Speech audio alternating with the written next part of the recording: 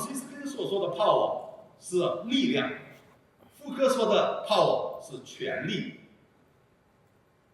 那福柯呢是号称20世纪的尼采啊，所以呢，这个尼采的这个逻辑呢，就是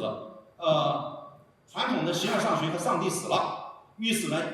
导致了价值真空，陷入了虚无的状态。所以我们现在要拯救，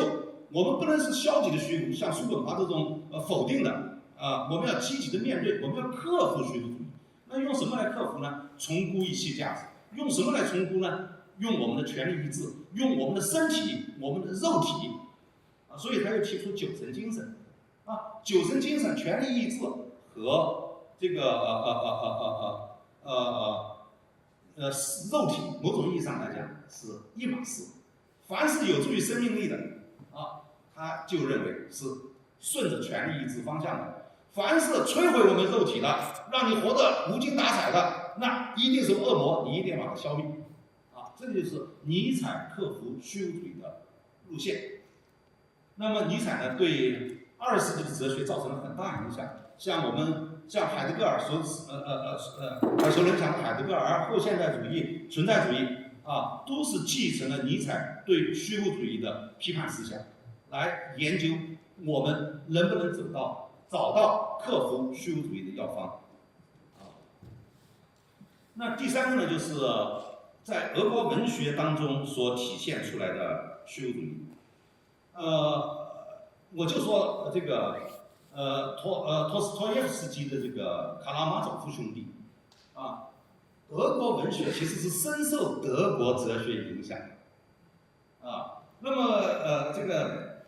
卡拉马佐夫兄弟里面的这个主角伊凡，他就提出了4个问题。那第一个问题是，如果上帝存在，那我们人类社会为什么这么多苦难？上帝要不要负责任？那第二个问题是，如果上帝不存在，那么一切皆可为了，于是我们就可以为所欲为了，是吗？那不直接带来社会的崩溃吗？那第三个问题就是，如果没有人对苦难负责，这让我不能心安。我们不能用这个无辜者的苦难去为终极真理或者说未来的和谐辩护，对吧？苦难就是苦难，你必须要面对它，承认它，不能用未来的辉煌来掩盖今天的苦难。那第4句话很有意思，他说，即使没有上帝，我们也必须造一位上帝出来。这个表现出伊凡的这种矛盾的心态，因为他没有办法接受有上帝的情况下，我们人类竟然有苦难，但是他又没办法接受没有上帝带来的意义真空，带来的社会混乱。所以这个是俄国文学当中体现的虚无主义，其实是蛮深刻的。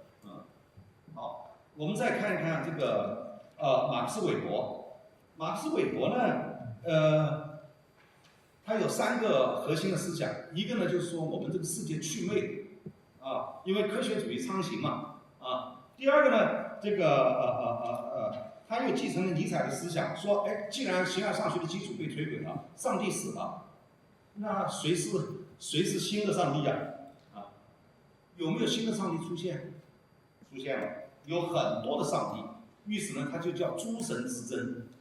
有哪些神呢？有货币之神，有权力之神这个有技术之神，意识形态之神，有传统文化之神，以及弱化的宗教之神。这些神都在争夺人心所以他们都在争夺是非判断和价值的标准那么工业化、资本主义和工业化推动了理性化，或者说理性主义推动了资本主义和工业化那么尤其是工具理性，